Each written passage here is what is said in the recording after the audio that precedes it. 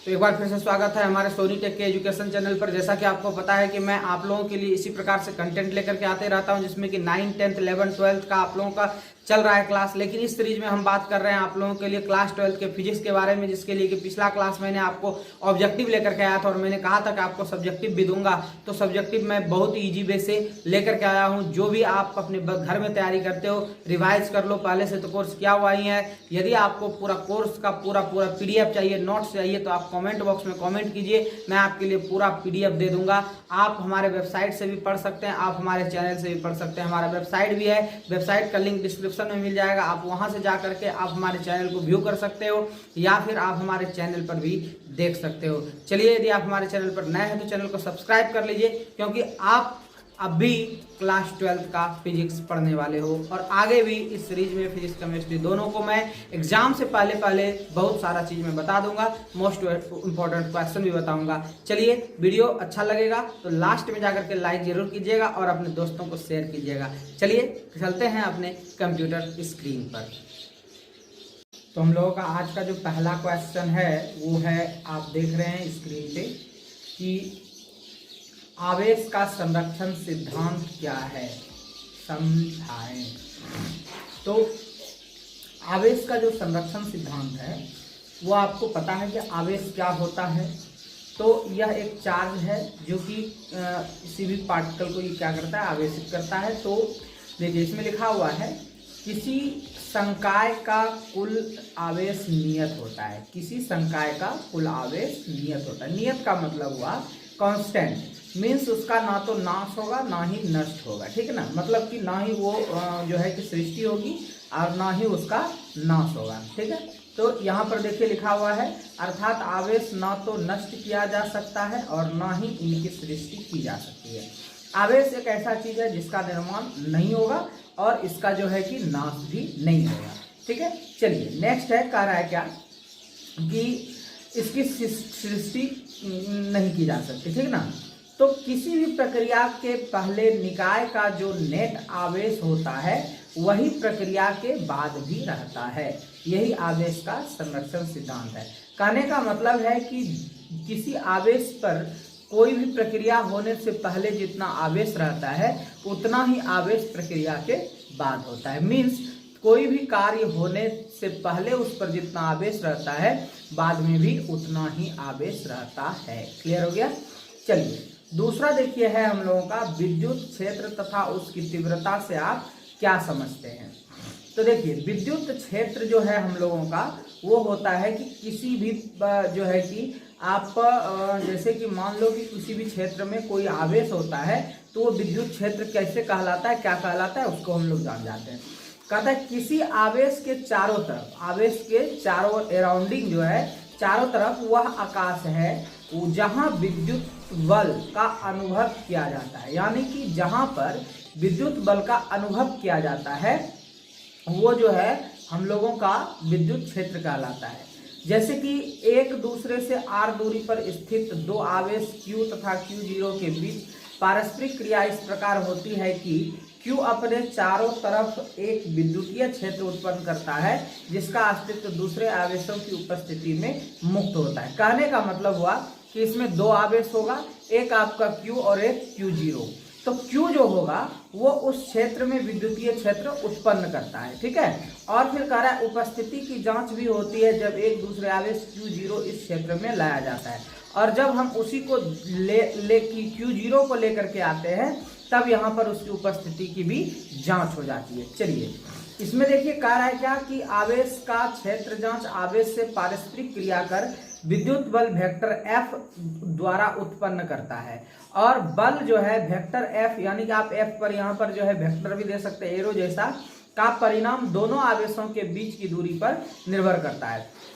इसके जो आवेश मतलब कि इसके उत्पन्न जो इसमें जो बल होते हैं परिणाम दोनों का, वो आवेशों के बीच दूरी जो होती है ना, उस पर दूरी जो r होती है उसी पर ये निर्भर करता है, ठीक है।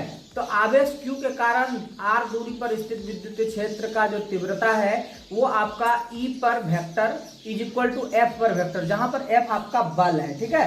उसके बाद Q0 आवेश तो समझ में आ गया आपको। तो जहां वेक्टर F आवेश Q के कारण Q0 पर लगता हुआ बल है। यानी कि यहाँ पर कह रहा है कि वेक्टर F जो हमारा ऊपर वाला है वो आवेश Q के कारण Q0 पर लगता हुआ बल है, क्योंकि इसमें Q नहीं है, इसलिए Q पर लगता हुआ ये बल है। इस प्रकार विद्युत क्षेत्र में किसी बिंदु पर यूनिट धन आवेश पर क्रियाशील बल को उसकी तीव्रता कहते हैं। यहाँ से इस चीज को भी आपको नोट कर लेना है। विद्युत क्षेत्र में किसी बिंदु पर इकाई धन आवेश, यूनिट हमने लिखा है तो इकाई आप कह सकते हैं या एकांक कह सकते हैं, ठीक है। इस प्रकार यानी कि आपको यहाँ पर विद्युत क्षेत्र में किसी बिंदु पर एकांक धन आवेश पर क्रियाशील बल को उसकी तीव्रता कहते हैं। ये बात आपको याद रखना है, इसको भी आप नोटिस कर लीजिएगा। विद्युत तीव्रता एक सदिश राशि है। विद्युत तीव्रता क्या है? एक सदिश राशि है। कौन सी राशि है? सदिश राशि। याद रखना है, इसकी दिशा बल वेक्टर F की दिशा में होती है। इसकी दिशा जो है बल जिसमें होती है ना, वेक्टर F की दिशा जहां होती है वही होती है इसकी दिशा भी। मीन्स सदिश है तो दिशा होगा ही। आपको पता है कि इसमें परिणाम और परिमाण और दिशा दोनों होगी, तो दिशा किसमें होगी? जिधर F बल की दिशा होगी, ठीक है। जैसे यहाँ पर देखिए हमने जो है कि आपके सामने रख भी दिया है एक जो है कि फॉर्मेट बना करके। देखिए यहाँ पर विद्युत क्षेत्र की जो तीव्रता है उसको हम लोग मान लो कि E पर वेक्टर कहते हैं, तो आपका लिमिट Q0 से 0 तक, ठीक ना। तो ये आपका F वेक्टर बटे Q0, ठीक है। ये आवेश Q से R दूरी पर स्थित आवेश Q पर बल।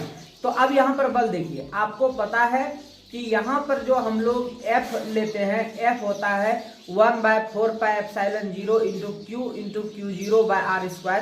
ये हम लोग पढ़े थे एक लॉन्ग टाइप क्वेश्चन में। इसको हम लोग जो है ये आपका बल होता है, तो इसको हम लोग जो है कि सिद्ध भी करेंगे ये कैसे होता है, ठीक है। तो हम लोग नेक्स्ट वीडियो में इस पर भी बात करेंगे। उसके बाद ये जो आपका है ये 1/4πε0 इसके जगह पे K रख दिए और Q Q0/r² है, ठीक है। अतः विद्युत क्षेत्र की तीव्रता E पर वेक्टर का परिमाण बराबर E बराबर F/Q0। तो अब यहाँ पर आपका जो है जो कांस्टेंट है वो 1/4πε0 इंटू Q/r²। तो यहाँ पर आपका K इंटू Q/r², जहाँ K का वैल्यू 1/4πε0 हुआ। तो ठीक है, इसको याद रखना है। विद्युत क्षेत्र की तीव्रता E बराबर S, जो E का SI मात्रक है वो न्यूटन प्रति कूलम होता है। क्लियर? ये आपको पूरा लिख करके याद करना, ये 5 नंबर से क्वेश्चन में आपका ये आ सकता है। चलिए नेक्स्ट इंपॉर्टेंट क्वेश्चन था, विद्युत द्विध्रुव तथा द्विध्रुव आघूर्ण क्या है? तो विद्युत द्विध्रुव 2 नंबर के क्वेश्चन में लिखने के लिए आता है भाषा की तरह से छोटा सा।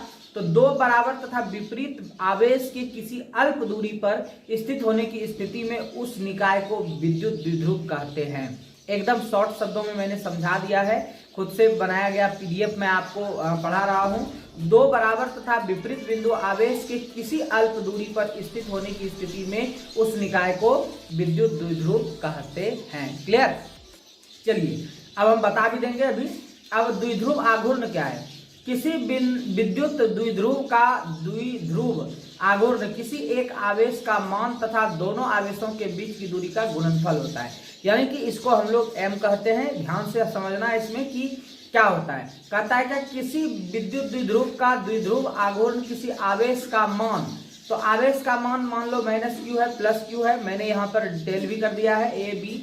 तो -Q +Q है, तो दोनों आवेशों के बीच की दूरी यदि मान लो P है तो या 2L है, तो उसका गुणनफल, ठीक है, ये हम लोगों का क्या कहलाता है? विद्युत द्विध्रुव आघूर्ण। ठीक है, जैसे यहाँ पर डिटेल मैंने कर दिया है। माना कि A तथा B बिंदु पर स्थित दो आवेश -Q तथा +Q परस्पर 2L दूरी पर स्थित है। तो आप देख सकते हैं चित्र में भी, ये देखिए 2L दूरी पर स्थित है। तो उस विद्युत द्विध्रुव का द्विध्रुव आघूर्ण बराबर, देखो Q यानी कि आवेश जो हमारा +Q -Q है, अभी मैंने Q माना, तो Q इंटू 2L बराबर 2QL होता है। यह एक सदिश राशि है, इसे M से भी सूचित किया जाता है। मैंने यहाँ पर नहीं दर्शाया है, कोई दिक्कत नहीं। इसकी दिशा द्विध्रुव की अक्षी के अनुदिश ऋण आवेश से धन आवेश की तरफ होती है। इसका मात्रक कूलम प्रति मीटर होता है। तो इसमें क्या क्या याद रखना है? इसकी जो दिशा है वो द्विध्रुव की अनुदिश होता है। ठीक है, उसके बाद यह एक सदिश राशि है, तो आपको यह भी याद रखना है कि द्विध्रुव का जो आघूर्ण है वो एक सदिश राशि है। इसकी दिशा द्विध्रुव की अनुदिश ऋण आवेश के धन आवेश की तरफ होती है, ऋण आवेश से धन आवेश की तरफ, यानी बाएं ओर से दाएं ओर। ये देखिए ऋण आवेश की तरफ से ये वाला है ना, इधर से इधर की ओर, ठीक है। अब ये देखिए ये दिशा भी यहाँ पर देखिए P लिखा हुआ है, यही यदि हम लोग ऊपर से उल्टा करके देते तो यानी कि दिशा विपरीत हो जाती, ठीक है। चलिए इसका बीमीय सूत्र जो है वो आपका m0l/t होता है, ठीक है। t को यदि ऊपर ले जाएंगे तो इन्वर्स हो जाएगा, यानी m0l/t पर -1, ये भी हम लोग कह सकते हैं। चलिए नेक्स्ट हम लोग बात कर लेते हैं विद्युत क्षेत्र की तीव्रता विभव में संबंध स्थापित करें। इंपॉर्टेंट क्वेश्चन है, बार बार पूछे जाते हैं। विद्युतीय क्षेत्र की तीव्रता तथा विभव में संबंध, ये हम लोग पहले इसका टॉपिक ले लिए। तो ये देखिए ये विद्युत विभव आपका ए बी जो है ये इस तरह से चारों दिशाओं में है, तो हम एक लाइन ले लिए आपका इस तरह से, मान लो सपोज एक्स पर ए बी है, तो माना कि ए बी दो बिंदु अल्पत्य डेल्टा आर दूरी से, या डेल आर कह सकते हैं इसको, डेल आर दूरी से अलग है, जिनके बीच विभवांतर डेल भी, विभवांतर भी हम लोग डिनोट करते हैं, तथा विद्युत क्षेत्र की तीव्रता ई है। तो तीन चीज इसमें समझ में आ गया। विद्युत क्षेत्र की तीव्रता को ई से सूचित किया जाता है, उसे वेक्टर भी आप लगा सकते हैं क्योंकि सदिश राशि है। दूसरा, दूरी जो इसका है वो डेल आर, दूरी क्या होगा डेल आर, और इसमें विभवांतर जो है वो डेल भी है, डेल मतलब डेल्टा, ठीक है। डेल्टा का मतलब बहुत कम, अल्पत्य मतलब बहुत छोटा होता है, ठीक है।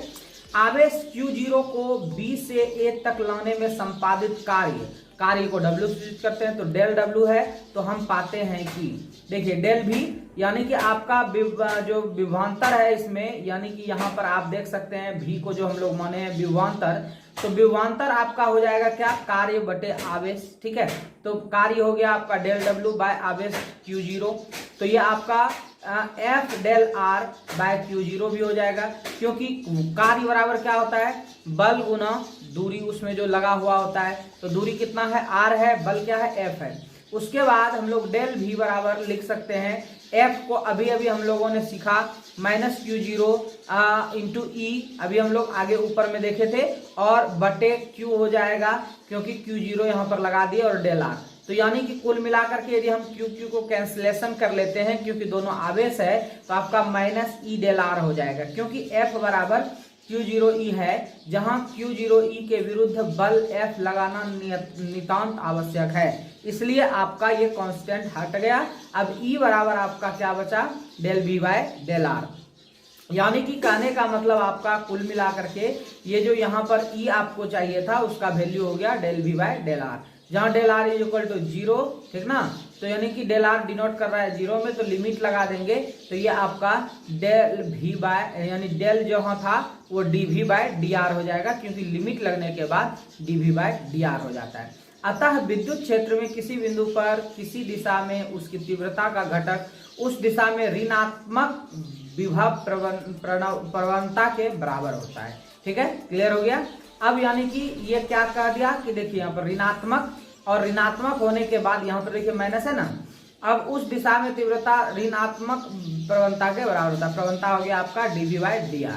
निगेटिव साइन यह बताता है कि विद्युत क्षेत्र की तीव्रता E तक धनात्मक होता है तथा dV बाय dr ऋणात्मक होता है। कहने का मतलब dV बाय dr जैसे ही हम इसका डिफरेंशिएशन ले लेंगे तो यानी डेल में, यानी कि छोटी दूरी, तो ये ऋणात्मक हो जाएगी। विद्युत तीव्रता का SI मात्रक वोल्ट प्रति मीटर होता है, इसका SI मात्रक क्या होता है, वोल्ट प्रति मीटर होता है। चलिए एक और इंपॉर्टेंट क्वेश्चन है, सम विद्युत क्षेत्र में विद्युत द्विध्रुव पर लगाने वाले वॉल्यूम का व्यंजक ज्ञात कीजिए। ये भी बार बार आता है, ठीक है। बल युग्म व्यंजक है, माना कि एक विद्युतीय द्विध्रुव, तो आपको समझ में आ रहा है कि द्विध्रुव में A से B तक होता है, एक में माइनस चार्ज दे सकते हैं आप, या Q1 Q2 भी दे सकते हैं, उसमें कोई दिक्कत नहीं है।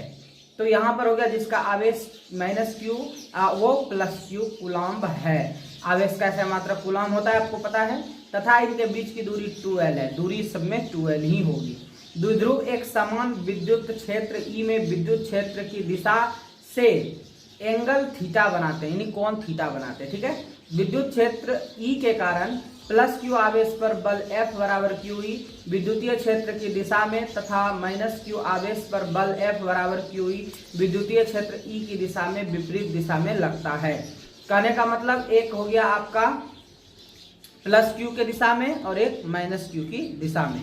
अब आवेश दोनों आवेश जो है कि यहाँ पर हो गया F बराबर। अब हम लोग क्योंकि यह दोनों बल परस्पर बराबर तथा विपरीत है इसलिए इसका परिणामी बल 0 होगा। क्योंकि बराबर और विपरीत रहेगा तो दोनों को ऐड कीजिएगा तो 0 हो जाएगा। मीन्स 5 और +5 में प्लस करना है -5 को, क्योंकि बराबर है और विपरीत है तो बराबर विपरीत में एक प्लस होगा एक माइनस होगा तो 0 हो जाएगा। यह दोनों दल एक बल युग्म बनाते हैं जो विद्युत द्विध्रुव को घुमाकर विद्युत क्षेत्र की दिशा में लाने का प्रयत्न करता है। इससे प्रयत्न बल का आघूर्ण। अब ये आपका देखिए बल का आघूर्ण क्या हो गया। यहाँ पर देखिए आप F बराबर मैंने कोई एक जो है कि सरल रेखा में लिया। इसमें देखिए -Q और +Q कोई दो ये जो है कि आपका आवेश है, -Q से +Q A से B तक। अब इसमें थीटा कोण है और इसकी दूरी 2L है। तो जैसे ही हम लोग इसको साइन कॉस पे लेंगे तो ये 2L साइन थीटा हो जाएगा, क्योंकि यहाँ पर थीटा कोण है और P/H हम लोग लेंगे तो यहाँ से जो है कि H हो गया आपका क्या 2L और साइन थीटा इसमें लगा दिया साइन थीटा, तो ये आपका हो गया, ठीक है ना।